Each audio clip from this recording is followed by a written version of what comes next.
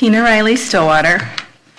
At the September 14th board meeting, I requested, with the support of 69 community members, the resignations of Chair Hoeppner and Vice Chair O'Loughlin, substantiated by policy violations and unethical behavior.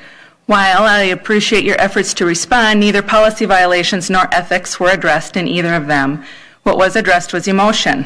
I made it a point to leave emotion out and address facts.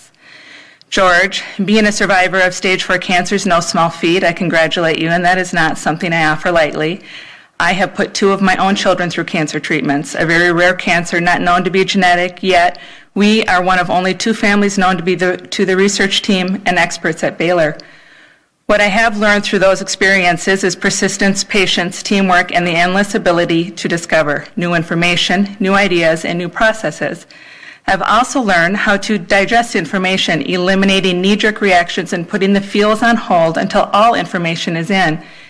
In your response, you again left out the 2007 report you had in your possession. You didn't have to read very far. On page 2, it states the summary and recommendations, which includes the recognized environmental conditions, buried solid waste, a 3-foot in diameter diesel spill from filling vehicles, potentially contaminated groundwater, a pail at the corner of a building, and a lead acid battery at the corner of a building.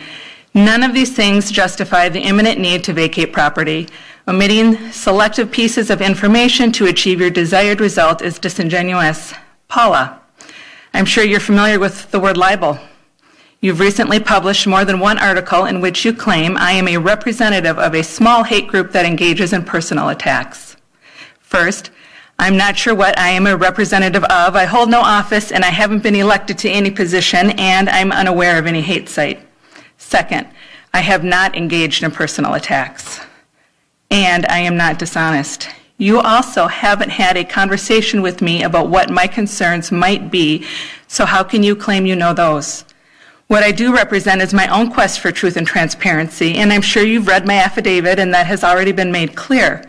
Are you trying to keep the board legal counsel busy by intentionally writing articles that misrepresent my character?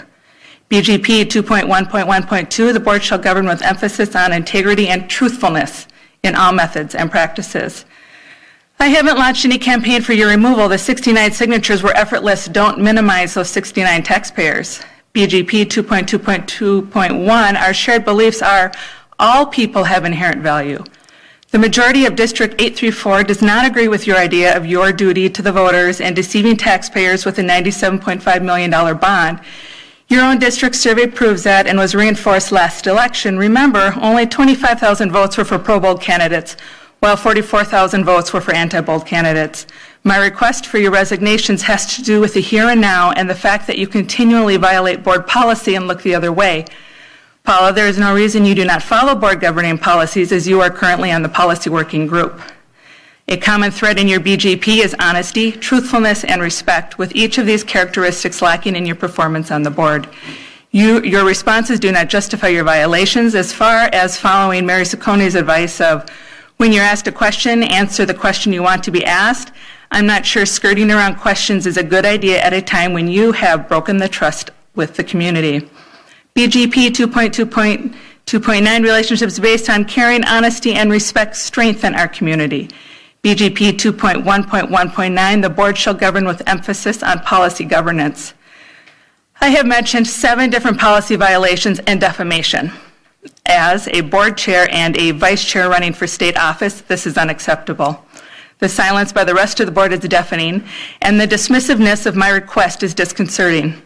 I request the reasoning of your disregard of my call to action and why you find it appropriate to vote to pursue investigating others while you are in question yourselves.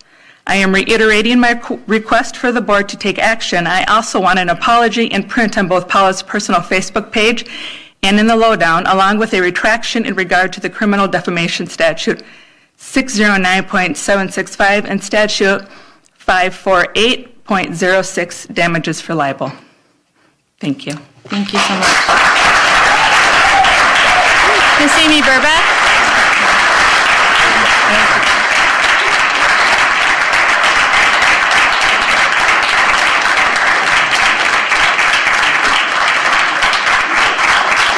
Our next speaker is Amy Burback.